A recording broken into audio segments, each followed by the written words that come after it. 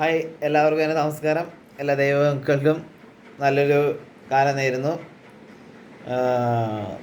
ദൈവകൃപയിൽ എല്ലാവരും നിറയാനായിട്ട് ഞാൻ പ്രത്യേകം പ്രാർത്ഥിക്കുന്നു. ഞാൻ ഇന്ന് ഇവിടെ പറയാൻ പോകുന്ന വിഷയം every action has equal and opposite reaction എന്നതിനെക്കുറിച്ചാണ്. അതായത് നമ്മൾ എന്ത് പ്രവൃത്തി ചെയ്താലും, നന്മ പ്രവൃത്തി ചെയ്താലും തിന്മ പ്രവൃത്തി ചെയ്താലും അതിന് അതിൻ്റേതായ ഒരു തിരിച്ചടി അല്ലെങ്കിൽ തിരിച്ചുവരവുണ്ട്. ഇതൊന്നും അറിയാതെ ആയിരിക്കാം നമ്മൾ ചിലപ്പോൾ തെറ്റ് ചെയ്യുന്നതോ അല്ലെങ്കിൽ നന്മ പ്രവൃത്തി ചെയ്യുന്നതോ ഒക്കെ. ഈ തിരിച്ചുവരവ് നമ്മൾ വിചാരിക്കാത്ത സമയത്തായിരിക്കും ചിലപ്പോൾ നമ്മുടെ ജീവിതത്തിലേക്ക് വരുന്നത്. ഒരു കാര്യം ഞാനിവിടെ സൂചിപ്പിക്കാൻ ഉദ്ദേശിക്കുന്നു എന്ന് വെച്ച് കഴിഞ്ഞാൽ, ഈ നമ്മുടെ ജീവിതത്തിൽ തിരിച്ചടികൾ വരുമ്പോൾ നമ്മളൊരിക്കലും ഇങ്ങനെ വിചാരിക്കരുത്, ഞാൻ ചെയ്ത തിന്മയുടെ ഫലമായിട്ടാണ് എനിക്ക് ഈ തിരിച്ചടികൾ വന്നിട്ടുള്ളത് എന്നൊരിക്കലും ചിന്തിക്കേണ്ട ആവശ്യമില്ല. ഇതെല്ലാം അറിയുന്ന അല്ലെങ്കിൽ ഇതിനെക്കുറിച്ചെല്ലാം അറിവുള്ള ദൈവം കൂടെയുണ്ട്.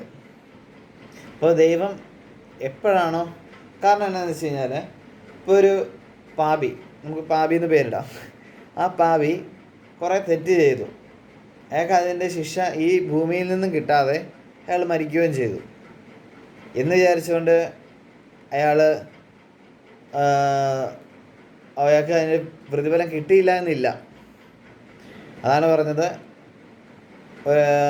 മരണത്തിന് ശേഷം എന്താണ് നമ്മുടെ ജീവിതത്തിൽ നടക്കുന്നത് എന്ന് അറിയാവുന്ന കുറച്ച് പേരെ, അല്ലെങ്കിൽ അറിയാവുന്ന ചുരുക്കം ചില പേരെ നമ്മുടെ ഇടയിലുള്ളൂ. ആർക്കും അറിയത്തില്ല എന്ന് ഞാൻ പറയുന്നില്ല, അതിൻ്റെ ഒരംശം കുറച്ച് പേർക്കറിയാം. പക്ഷേ അതുകൊണ്ട് മാത്രമായില്ല നമ്മുടെ പ്രവർത്തികളിൽ എപ്പോഴും നന്മയായിട്ട് ചെയ്യാനായിട്ട് ശ്രമിക്കുക. ഇപ്പോൾ ഞാൻ ഉദ്ദേശിക്കുന്നത് വെച്ച് കഴിഞ്ഞാൽ, മദർ തെരേസ പുണ്യപ്രവൃത്തി ചെയ്ത ഒരു വ്യക്തിയാണ്. ഒരു ലാഭേച്ഛയും കൂടാതെ പുണ്യപ്രവൃത്തി ചെയ്തു.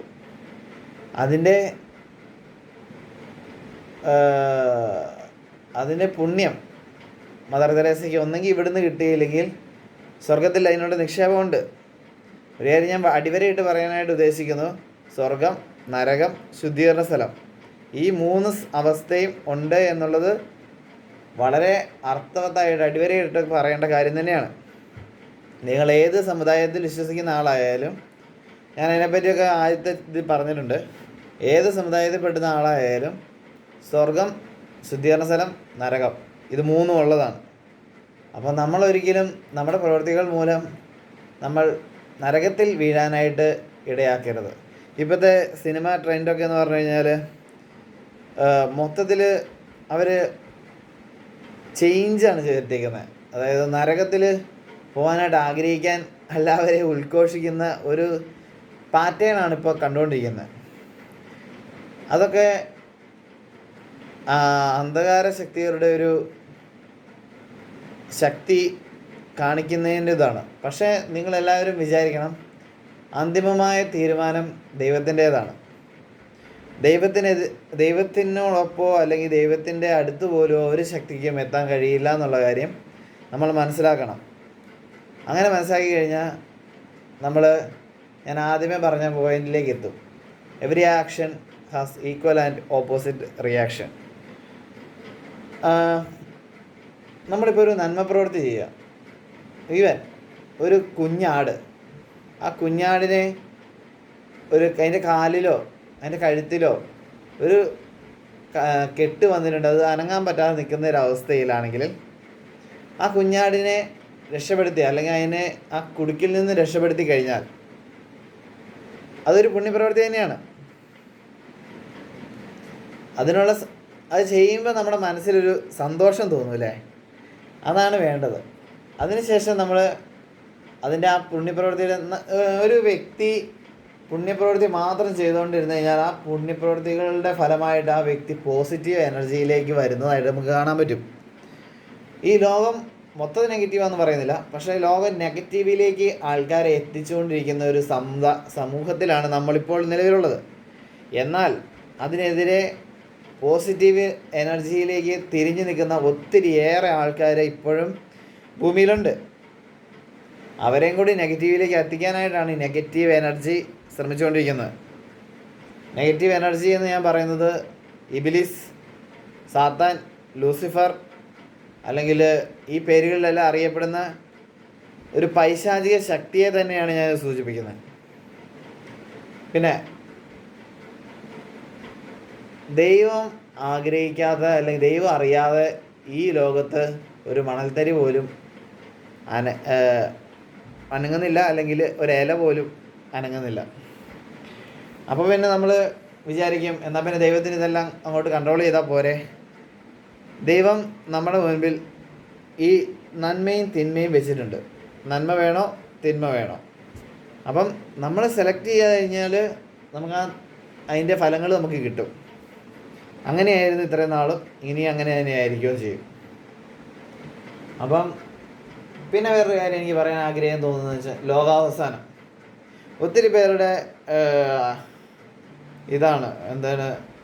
ഒത്തിരി പേര് ഇതിനെപ്പറ്റി ഇങ്ങനെ പറയുന്നുണ്ട്, ലോകാവസാനത്തെക്കുറിച്ചും അതിൻ്റെ ആശയങ്ങളെക്കുറിച്ചും. ലോകാവസാനം എന്ന് പറയുമ്പം അത് ദൈവത്തിൻ്റെ കൈകളിലല്ലേ. പിന്നെ നമ്മൾ എന്തിനാണ് അതിനെക്കുറിച്ച് ഒരു അകലപ്പെട്ടുകൊണ്ടിരിക്കുന്നത്? ഈ ലോകം ഉണ്ടാക്കിയതും അതിലുള്ള സൃഷ്ടികളെയെല്ലാം ഉണ്ടാക്കിയതും ഈ ലോകത്തെ തന്നെ പരിപാലിക്കുന്നതും സർവേശ്വരനാണ്, ഈ ദൈവം തന്നെയാണ്. അപ്പോൾ ഈ ലോകം നശിപ്പിക്കാനും ദൈവത്തിന് ഒരു നിമിഷം പോലും വേണ്ട. ആ ഒരു അവസ്ഥയിൽ മനുഷ്യന്മാരാലോചിക്കുകയാണ്, യുദ്ധം വഴി അല്ലെങ്കിൽ അതുവഴി ഇതുവഴി ലോകം അവസാനിക്കുന്നതിന് മുമ്പ് എല്ലാവരും അപ്പോൾ അതാകണം. ഒരു കാര്യം പറയാം, ദൈവത്തിൻ്റെ നിശ്ചയപ്രകാരമല്ലാതെ ഇവിടെ ഒരു കാര്യവും നീങ്ങത്തില്ല. പിന്നെ എന്തുകൊണ്ടാണ് ഇത്രയും നാളും ജയിച്ചുകൊണ്ടിരുന്നത്? അതൊരു ജയമല്ല, അത് അവരുടെ തന്നെ പരാജയമാണ്. കാരണം അവർക്ക് ഇത്രയും നാളൊരു ഓപ്ഷൻ കൊടുത്തിരുന്നു. ദൈവം എന്ന് പറയുന്ന കാരുണ്യവാനും സ്നേഹനിധിയും മാത്രമാണ്. പിന്നെ ദൈവം കോപിച്ചു കഴിഞ്ഞാൽ ദൈവത്തിൻ്റെ ദേഷ്യം കൂടിയുണ്ട്. ദൈവത്തിൻ്റെ പുണ്യങ്ങൾ നമുക്ക് കാണാൻ പറ്റുന്നതിന് അപ്പുറത്താണ്. ദൈവത്തിൻ്റെ കോപത്തിൽ വന്ന് വീണാൽ ആ കോപത്തിൽ നമ്മൾ എൻ്റെ പൊന്നെ പറയാൻ പറ്റത്തില്ല. ഒരു മനുഷ്യൻ ഇപ്പോൾ ഒരാൾ ദേഷ്യപ്പെട്ട് കഴിഞ്ഞാൽ എന്തൊക്കെയാണ് ചെയ്യുന്നത് നമുക്ക് പറയാൻ പറ്റില്ല. സെയിം വേ ദൈവത്തിന് കോപം വന്നാൽ ലോകത്തെ നശിപ്പിക്കാമെന്ന് വെച്ച് കഴിഞ്ഞാൽ അത് ഈ 2025 ഇന്നിപ്പം 30-ാം തീയതിയാണ്, അല്ലെങ്കിൽ 31-ാം തീയതിയാണ്, അല്ലെങ്കിൽ 40-ാം തീയതിയാണ്. 40 ഇല്ലെന്നറിയാം. അപ്പം ഏത് തീയതി വെച്ചാലും ദൈവം ഒരു മനസ്സ് വെച്ച് കഴിഞ്ഞാൽ ഇതെല്ലാം തകരാവുന്നേ ഉള്ളൂ. പിന്നെ നമ്മൾ സയൻസിനെ കൂടുതലായിട്ട് വിശ്വസിക്കുന്ന കുറേ പേര് നമ്മുടെ സമുദായത്തിലുണ്ട്. അപ്പം അവരോട് എനിക്ക് പറയാനുള്ളതെന്ന് പറഞ്ഞു കഴിഞ്ഞാൽ, നമ്മുടെ ജീവനെ ഭൂമിയിലേക്ക് കൊണ്ടുവരാനോ നമ്മുടെ ജീവനെ ഭൂമിയിൽ നിന്നെടുത്ത് സ്വർഗത്തിലോ നരകത്തിലോ ശുദ്ധീകരണ സ്ഥലത്തിലോ ഇടാനോ അധികാരമുള്ള ദൈവത്തെ അല്ലാതെ ഈ സയൻസിനെ വിശ്വസിച്ചുകൊണ്ടിരുന്നിട്ട് ഒരു കാര്യവും ഇല്ല എന്നുള്ള കാര്യം 100% ഉറപ്പാണ്. ഞാൻ എൻ്റെ വാക്കുകൾ നിർത്താൻ പോവുകയാണ്. അതിനു മുമ്പ് എനിക്കൊരു കാര്യം കൂടി പറയാനുണ്ട്. നമ്മൾ ഈ കാണുന്നത് മൊത്തം ഒരു മിഥ്യയാണ്. മിഥ്യ എന്ന് വെച്ച് കഴിഞ്ഞാൽ ഒന്നുമില്ല, പൊള്ള. കാരണം എല്ലാം എപ്പോൾ വേണേലും നശിപ്പിക്കപ്പെടാവുന്ന ഒരു അവസ്ഥയാണ്. നമ്മുടെ സൗന്ദര്യം, നമ്മുടെ വിജ്ഞാനം, ഓർമ്മശക്തി നഷ്ടപ്പെട്ട ഇതെല്ലാം പോയില്ലേ. So every one think about it. നമ്മൾ പറഞ്ഞ വിഷയം എന്ന് പറഞ്ഞാൽ ഈക്വൽ ആൻഡ് ഓപ്പോസിറ്റ് റിയാക്ഷനെ കുറിച്ചാണ്. നമ്മൾ നന്മ ചെയ്യാനായിട്ട് ശ്രമിക്കുക, അപ്പം നമ്മളിലേക്ക് നന്മ വരും. തിന്മ ചെയ്താൽ അതിൻ്റെ പ്രതിഫലനം നമ്മളിലേക്ക് വരും. അതുകൊണ്ട് നന്മ ചെയ്യാനായിട്ട് എല്ലാവരും ശ്രമിക്കുക. എല്ലാവർക്കും എൻ്റെ സ്നേഹം നിറഞ്ഞ മംഗളങ്ങൾ നേരുന്നു. ഇനി എന്തെങ്കിലും ടോപ്പിക് ഉണ്ടെങ്കിൽ ഞാൻ ഇതുപോലെ ഇരുന്നതായിരിക്കും. ഈ ടോപ്പിക്കിൻ്റെ അഭിപ്രായങ്ങൾ നിങ്ങൾക്ക് കമൻ്റായിട്ട് പറയാം. എന്തെങ്കിലും മാറ്റങ്ങൾ വരുന്നുണ്ടെങ്കിൽ പറയാം. എല്ലാം ഞാൻ ഒരിക്കലും ഫോളോവേഴ്സിനെ കൂട്ടാനായിട്ട് ശ്രമിക്കുന്നതിൻ്റെ പേരിലല്ല ഞാൻ ഇത് ഇടുന്നത്. അതുകൊണ്ട് നിങ്ങൾക്ക് നിങ്ങളുടെ ഇഷ്ടം പോലെ സംസാരിക്കാം കമൻറ്റിൽ. ഓക്കെ, എല്ലാവർക്കും എൻ്റെ നമസ്കാരം.